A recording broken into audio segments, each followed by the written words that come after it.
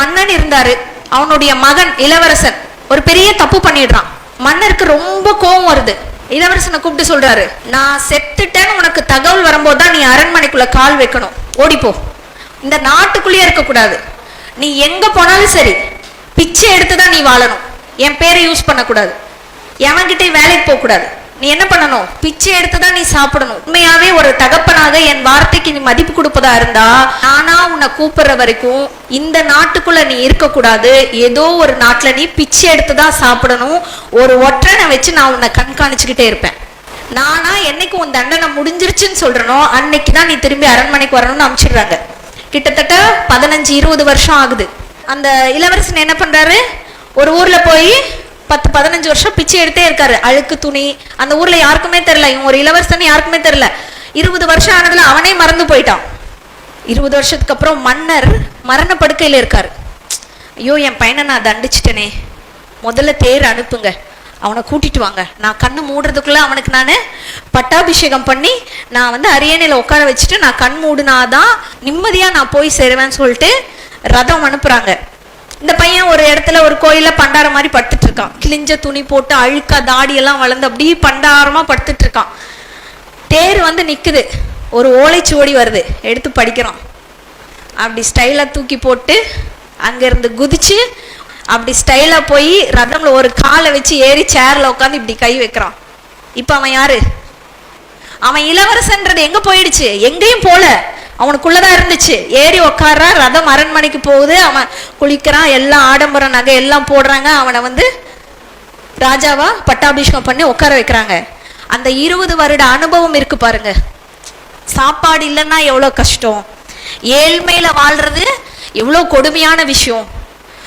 தகப்பனுடைய சொத்தையும் அறிவையும் அவனுடைய பதவியும் நம்ம டிபெண்ட் பண்ணி இருந்தோம்னா நம்ம பிரயோஜனமே இல்லை. அவன் போன வெளியே அமைச்சிட்டான்ற ஞானம் எல்லாமே அவனுக்கு இந்த 20 வருஷத்துல கிடைச்சிடுச்சு. அவன் மன்னனானவன அவன் பண்ண முதல் வேலை என்னன்னா, எல்லா ஏழைகளையும் கூப்பிடு, எல்லாருக்கும் ஏதாவது ஒரு தொழில் சொல்லி கொடுப்போம். இந்த ஊர்ல யாருமே பசியோட இருக்கக்கூடாது. பசினா என்னன்னு எனக்கு தெரிஞ்சிருச்சு. அவன் பண்ணது தப்பு தான், அவனுக்கு கிடைச்சது தண்டனை தான். ஆனா அந்த தப்பும் தண்டனையும் அவனுக்கு என்னத்தை கொடுத்தது? ஞானத்தை கொடுத்தது.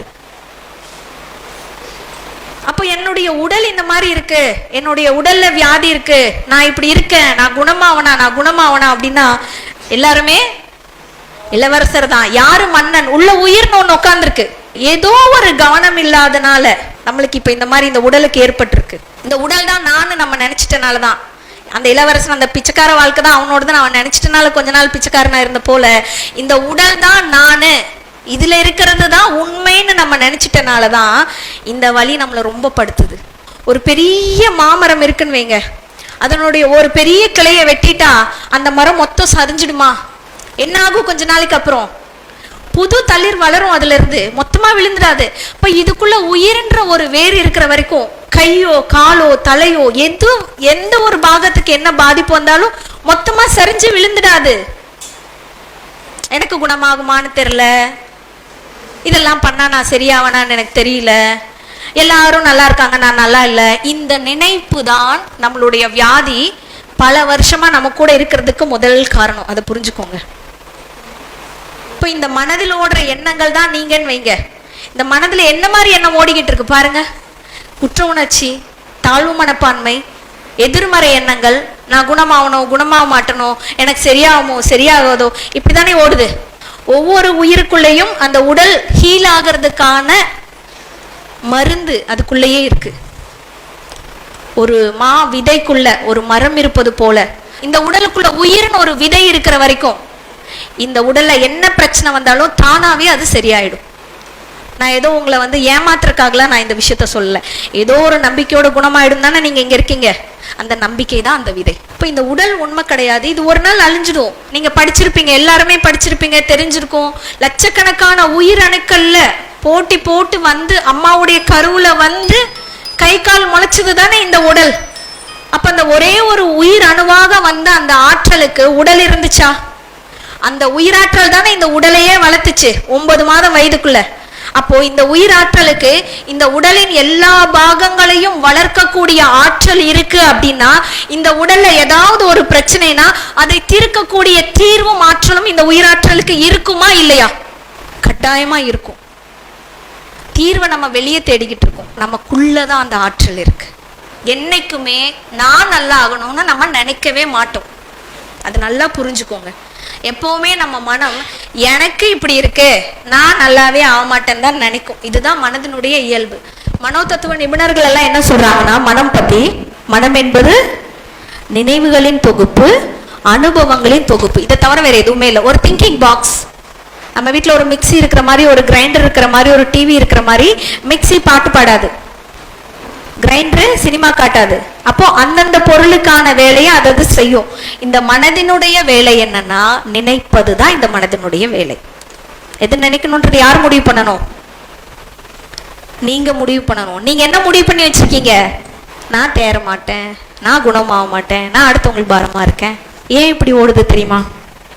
என்னைக்கு நம்ம செய்த செயல்களுடைய வினைகளை எல்லாம் நம்ம அனுபவிச்சு தீர்த்துடுறோமோ, அதுக்கப்புறம் நமக்கு இந்த பூமியில வேற வேலை இல்லை. இந்த மனதிற்கு ரொம்ப நாள் உயிர் வாழணும்னு ஆசை, அதனால எதுவுமே தீர வேணாம், எதுவுமே தீர வேணாம். நான் பண்ண பாவத்துக்கெல்லாம் எனக்கு எந்த இதுவுமே வேணாம், பனிஷ்மெண்ட்டே வேணாம், நான் இப்படியே இருந்துடுறேன், குப்பையாவே இருந்துடுறேன் அப்படின்னு இந்த மனம் ஒரு முடிவு பண்ணிடுச்சு. கொஞ்சம் கவனமா ஆயிடுங்க. இது ஒரு கலெக்டிவ் ஆஃப் அன்கான்சியஸ்னஸ். சைக்காலஜி போனீங்கன்னா சொல்லிடுவாங்க, முதல் பாடமே, முதல் சாப்டரே மனம் என்றால் என்ன? நினைவுகளின் தொகுப்பு, தன்னுணர்வற்ற நினைவுகளின் தொகுப்பு, வேற ஒண்ணுமே இல்லை. இந்த மனம் நம்மளை ஏமாத்துறத நம்ம ஒருபோதும் அனுமதிக்க கூடாது.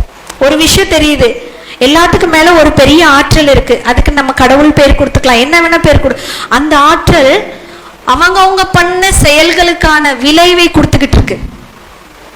தெரிஞ்சோ தெரியாமலோ நம்ம ஏதோ ஒரு தவறான விஷயம் பண்ணியிருப்போம், அதுக்கான விளைவு தான் இப்ப நம்ம அனுபவிச்சுட்டு இருப்போம்.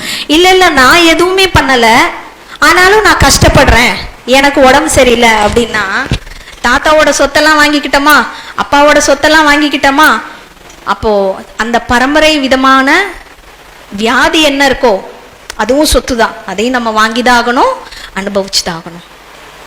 ஒரு காலி கிரவுண்டா இருக்கு, ஒரு 2 நாள் தொடர்ந்து மழை பெஞ்சதுக்கு அப்புறம் அடுத்து 3-4 நாள் கழிச்சு அந்த இடத்துல பச்சை பச்சையா சின்ன சின்ன செடிகள் வளர்ந்துருக்கும், பார்த்துருக்கீங்களா? அப்போ அந்த விதைகள் எல்லாமே அங்கேயே கிடக்குது, யாரும் கொண்டு வந்து போடல. மழை வரும்போது தானாவே சூரிய ஒளி பட்டனா அதெல்லாம் வளர்ந்துருது. அது போல இந்த உடலுக்குள்ள நம்ம அப்பாவுடைய 7 தலைமுறை வியாதி, குணாதிசயம், நல்லொழுக்கம், நற்பண்புகள் எல்லாமே இதுக்குள்ள வந்திருக்கு. அம்மாவுடையது 7 தலைமுறையினுடைய வியாதி, நற்பண்புகள், நல்ல குணம், பாவ புண்ணியம் எல்லாமே இதுக்குள்ள வந்திருக்கு. சூழ்நிலை வரும்போது ஒவ்வொன்று வெளிப்படுது. ஒன்று உடல்ல வியாதியா வெளிப்படுது, இன்னொன்று மனதுல தன்னம்பிக்கையா வெளிப்படுது, ஒன்று மனதுல எதிர்மறை எண்ணங்களா வெளிப்படுது, இன்னொன்று உடல்ல பிரச்சனையா வெளிப்படுது. தயவு செஞ்சு இதை நீங்க புரிஞ்சுக்கணும். இது நான் ஏதோ வந்து ஒரு கதை சொல்றேன்னு நீங்க நினைக்காதீங்க. மருத்துவ அறிவியல் இப்போ ஒரு விஷயம் கண்டுபிடிச்சிருக்காங்க. அந்த லட்சக்கணக்கான உயிர் அணுக்கள் மிதந்து வருது இல்ல, 300 மில்லியனுக்கும் அதிகமான உயிர் அணுக்கள் அப்பாவுடைய உடல்ல இருந்து மிதந்து வருது. ஒவ்வொரு உயிரினுடைய தலைபாகத்திலும் தந்தையினுடைய 7 பரம்பரை குணாதிசயங்கள், 100க்கும் அதிகமான குணாதிசயங்கள் அதனுடைய தலையில அது தூக்கிட்டு வருதான். Genetic details. அம்மாவுடைய கருமுட்டைக்குள்ள 23 குரோமோசோம்கள் அம்மாவுடைய 7 தலைமுறை குணாதிசயங்களோட காத்துக்கிட்டு இருக்கு. அதுவும் இதுவும் சேர்ந்து ஒரு செல் ஆகுது. ஒரே வீட்டுல பிறந்த 2 குழந்தைங்க, ஒருத்தன் அறிவாளியா இருப்பான், ஒருத்தன் அன்பானவனா இருப்பான், ஒருத்தன் சுயநலவாதியா இருப்பான், இன்னொருத்தன் எல்லாருக்கும் நல்லது பண்றவனா இருப்பான். இப்போ இதயம், மூளை நம்ம தான் முடிவு பண்ணணும், நமக்குள்ள எது வரணும். நல்லது வெளிப்படணுமா, எதிர்மறை எண்ணங்கள் வெளிப்படணுமா, நான் ஒரு வியாதியானவனாவே இருக்கணுமா, நான் ஒரு ஆரோக்கியமானவனா இருக்கணுமான்றத நம்ம தான் முடிவு பண்ணணும். அந்த தேர்வு நம்ம கையில கொடுக்கப்பட்டிருக்கு. அது என்ன அப்படின்னா இந்த வாழ்க்கை, இந்த வாய்ப்பு. நினைவுகளால தான் உங்களை குணப்படுத்த முடியும். விலங்குகளை பாருங்க, எங்கேயாவது ஏதாவது தான் வயசாயிடுச்சுன்னு நான் யாருக்கும் பாரமா இருக்கேன்னு எங்கேயாவது அதை நினைக்குதா? அதுக்கும் நமக்கு என்ன வித்தியாசம்? நினைப்பு தான் வித்தியாசம். கெட்டதையே நினைச்சிட்டு இருக்கிற மனசுக்கு நல்லதை நினைக்க வைக்க உங்களால முடியாதா? ஒரு டிவி ஓடுது, சோகப்பாட்டா ஓடுது, சாவு சீனா ஓடுது, சேனல் மாத்துவீங்களா இல்லையா? ரிமோட் உங்க கையில, எப்ப மாத்த போறீங்க? பகவான் ரமண மகரிஷிக்கு கையில வந்து கேன்சர் வருது. அப்ப எல்லாரும் சொல்றாங்க, எல்லாருக்கும் கருணை காட்டுறீங்க, உங்க வியாதியை நீங்க குணப்படுத்திக்க மாட்டீங்களா? இந்த கேள்வி கேட்கும் போது ஒரு மகான் என்ன பதில் சொல்றாரு தெரியுமா? இதுவே அழியக்கூடியது, இது குணமா இருந்தாருன்னா வியாதியோட இருந்தா எனக்கு என்ன? அவருக்கு வலி இல்லையா? எல்லாம் கேட்கறாங்க, வலி இல்லையா உங்களுக்கு? வலி இருக்கு, அது பாட்டுக்கு அது இருக்கு, அது என்ன ஒண்ணும் பண்ணல. எப்படி இந்த நிலை அடைய முடியுது அப்படின்னு கேட்கும்போது அவர் சொல்றாரு, நமக்குள்ள முடிவில்லாத பேரின்பமும் அமைதியும் நமக்குள்ள இருக்கு. அந்த ஆழத்துக்குள்ள நீ போயிட்டனா இந்த உடல் என்ன படுத்தினாலும் சரி அது உன்னை பாதிக்கவே பாதிக்காதுன்றாங்க. இங்க ஒருத்தர் சாப்பிடாமலே இருக்காரு, நேத்து இருந்துன்னு கேள்விப்பட்டேன். யாரு?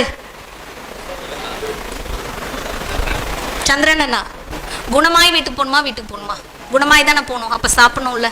அரிது அரிது மானிடராதல் அரிது, மானிடராயினும் கூன் குருடு செவிடு பேடு நீங்கி பிறத்தல் அரிது.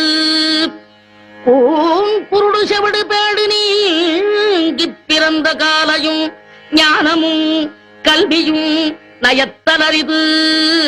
ஞானமும் கல்வியும் நயந்த காலையும் தானமும் தவமும் தான் சீதலரிது. தானமும் தவமும் தான் சீவராயும் வானவர் நாடு வழி திறந்திடுமே.